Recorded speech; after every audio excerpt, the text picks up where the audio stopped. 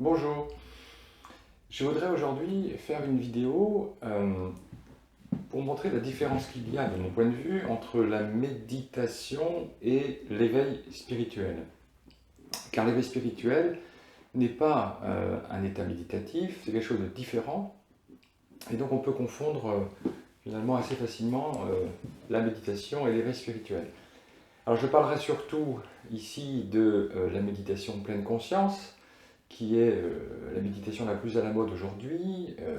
On enseigne la méditation pleine conscience dans les universités, dans les lycées, même dans les collèges et les écoles, et c'est une excellente chose. Moi, je me félicite que la méditation soit aujourd'hui, commence à être diffusée aujourd'hui, et c'est très très bien, parce que moi je me souviens quand j'ai commencé à méditer dans les années 90, 91, 92, au centre zen de Paris, avec les disciples des Shimaro, je me souviens à cette époque, quand j'en parlais autour de moi, les gens étaient très méfiants. Qu'est-ce que c'est que la méditation?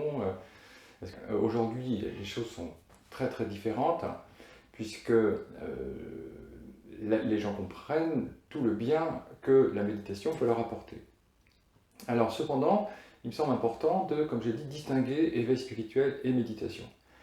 Alors, qu'est-ce que c'est que la méditation pleine conscience? Alors, la méditation pleine conscience, c'est une méditation qui s'est développée aujourd'hui dans un cadre laïque, grâce notamment à un biologiste américain qui s'appelle John Kabat-Zinn. Et en France, grâce à des gens comme Christophe André, par exemple, et Fabrice Midal. Alors, la méditation pleine conscience, c'est très simple à définir, c'est une attention délibérée à l'instant présent, sans porter de jugement. C'est la définition que donne Kabat-Zinn dans un livre Où tu vas, tu es. Donc je la fais apparaître à l'écran. Voilà, donc c'est une définition excellente, je trouve, qui consiste à dire que tout ce qui... Nous allons prêter attention à tout ce qui arrive dans le champ de notre conscience. Et cela donc sans porter de jugement de valeur, sans dire c'est bien, c'est pas bien, j'aime pas, je veux pas, ce qui serait une façon en fait, de refuser l'accueil à ce qui nous déplaît, par exemple. Donc la méditation de pleine conscience, c'est prêter attention à tous les phénomènes qui apparaissent dans la conscience, par exemple aux sensations. Voilà, c'est prêter attention aux sensations du corps, des jambes, du dos, des fesses, des bras. C'est prêter attention aussi aux sons qui apparaissent en nous. C'est prêter attention également aux pensées, voir qu'elles apparaissent, qu'elles disparaissent. C'est prêter attention également aux émotions qu'il y a en nous, s'il y en a. Et donc, la méditation pleine conscience, c'est quelque chose de très positif, très important, je trouve. Je suis heureux que ça se développe aujourd'hui en Occident. Alors cependant, dans la méditation pleine conscience, on prête attention dans cette direction, si je puis dire. C'est-à-dire qu'on prête attention aux phénomènes qui se produisent. Il y a une sensation qui apparaît, je la vois. Il y a une émotion qui apparaît, je la vois. Il y a un son qui apparaît, j'en prends note, si vous voulez.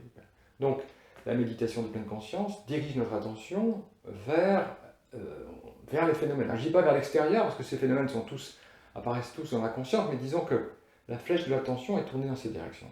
Et c'est très important parce que beaucoup de gens ne savent même pas qu'ils ont des pensées, sont inattentifs à ce qui arrive en eux, donc les gens sont distraits. Donc la méditation pleine conscience nous permet de nous recentrer dans l'instant présent. Mais ça n'est pas encore l'éveil spirituel. Parce que l'éveil spirituel, ça n'est pas simplement être attentif à ce qui arrive, c'est être attentif aussi à l'espace dans lequel tout cela se produit.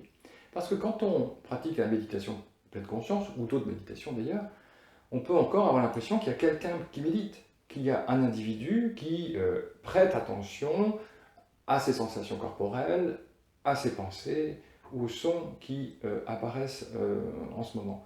Donc, dans la méditation, on peut avoir l'impression finalement que c'est une activité que fait quelqu'un, un individu, le moi. Et donc très souvent, la plupart, enfin dans beaucoup de stages de méditation pleine conscience, le moi, si vous voulez, n'est pas vraiment questionné. Le moi n'est pas questionné. On prête attention aux phénomènes qui arrivent, mais peut-être pas assez à celui ou à cela qui est attentif. Et donc, l'éveil spirituel, ce n'est pas simplement prêter attention aux phénomènes qui arrivent, c'est aussi prêter attention à l'espace dans cela, à l'espace dans quoi tout cela se produit. Donc, parce qu'en fait, personne ne médite. Je veux dire par là que l'éveil spirituel, c'est remarquer que tous les phénomènes apparaissent dans un espace et dans cet espace, il n'y a pas un moi qui médite. Vous voyez, il n'y a pas quelqu'un qui médite, il n'y a pas un méditant. Au fond, l'éveil spirituel, c'est prendre conscience qu'il n'y a pas de méditant. Vous voyez, que tout apparaît dans un espace vide, alors vide de tout méditant, vide de tout moi, et en même temps un espace plein, plein du monde. Alors cet espace est très simple à découvrir en fait, donc comme je l'ai fait, il s'agit d'inverser la flèche de son attention de 180 degrés, c'est-à-dire en ce moment, vous pouvez découvrir cet espace qui est là, au-dessus de vos épaules, et qui est l'espace à partir duquel vous êtes en train de regarder cet écran. Donc, je résume si vous voulez. La méditation nous permet de prêter attention aux phénomènes qui apparaissent en nous, c'est parfait, enfin, c'est important. Mais l'éveil spirituel, c'est retourner aussi son attention vers l'espace et prendre conscience que, en fait, personne, enfin aucun individu, aucun ego ne prête attention à quoi que ce soit. Vous voyez, donc, finalement, l'éveil spirituel, c'est une attention à deux directions. Ça, c'est un geste que faisait souvent Douglas Harding. Donc, il y a une attention qui est dirigée vers les phénomènes qui apparaissent, sons, sensations, pensées, etc.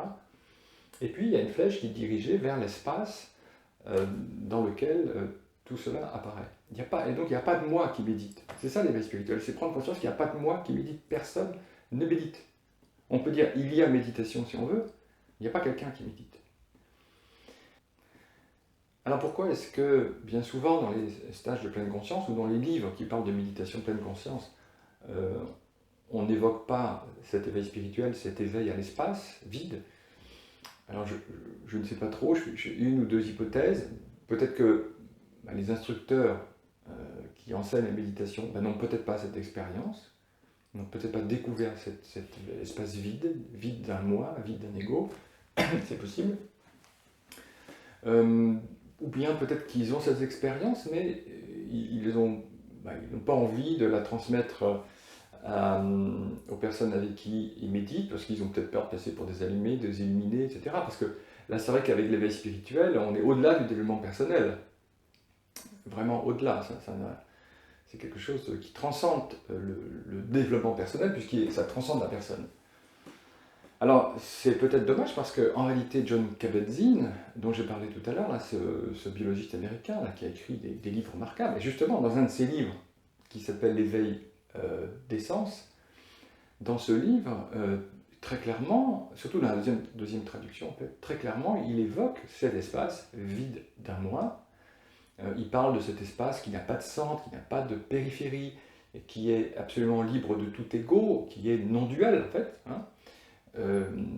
Et c'est pas étonnant qu'il l'évoque, puisque Kabat-Zinn a eu des maîtres bouddhistes extrêmement importants, comme Seung San, par exemple, qui était un maître coréen, qui lui-même avait cette expérience, qui était éveillé, qui avait cette expérience. Voilà. Donc, Kabat-Zinn en parle dans ses livres, mais c'est vrai que aujourd'hui, très souvent, dans les livres qui traitent de pleine conscience, ou de méditation en général, ou dans les ateliers de méditation, eh bien, cette distinction entre éveil spirituel et, disons, méditation n'est pas faite. Ce qui est très très dommage. Alors, c'est très dommage, mais en même temps, c'est vrai que quand les gens méditent, même si on ne pointe pas vers cet espace, eh bien, les gens peuvent en avoir l'expérience, parce que quand vous méditez, vous prêtez attention à ce qui apparaît, donc votre moi se relâche, votre moi cesse de se contracter, et donc insensiblement, graduellement, on peut bien sûr avoir l'expérience de cette ouverture non égotique, si vous voulez, de cet espace qui transcende l'individu. C'est tout à fait possible. Et c'est pourquoi moi je suis très heureux que la méditation aujourd'hui se diffuse un peu partout dans la société. C'est une excellente chose. C'est très positif de prêter attention à ce qui apparaît en nous, mais c'est peut-être encore mieux, et sûrement mieux, de prendre conscience de la vacuité, de prendre conscience de l'espace dans lequel tout cela apparaît. C'est ça l'éveil. Donc je résume, la méditation c'est prêter attention à ce qui apparaît, l'éveil spirituel c'est prêter attention à l'espace vide dans lequel tout cela apparaît. Il n'y a personne qui médite en réalité. Et donc d'ailleurs c'est très surprenant on commence avec l'idée que voilà, je fais quelque chose, je médite, et puis on réalise qu'en fait il n'y a pas de je qui médite. En fait notre conscience, on pourrait dire que notre conscience est tout le temps en état de méditation, si vous voulez, que la méditation c'est notre état naturel. Ce qui n'est pas naturel, c'est la distraction, peut-être le resserrement sur l'identification d'un ego. Donc souvenez-vous de ce retournement de l'attention. Ce retournement de l'attention d'ailleurs, que Douglas Harding figurait comme ça, si vous voulez, ce retournement de l'attention, il est aussi au cœur de l'enseignement de Jon Kabat-Zinn dans ses livres. Lui, il parle de rotation orthogonale. Une rotation orthogonale qui permet de prendre conscience de cet espace.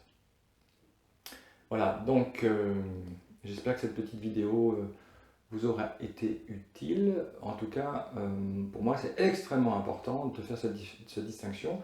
Dans les stages que je fais, dans les stages de méditation que je fais, je commence, si vous voulez, par permettre aux gens de prêter attention à ce qui apparaît en eux, déjà, voir qu'il y a des pensées, voir qu'il y a des sensations, voir qu'il y a des sons, etc.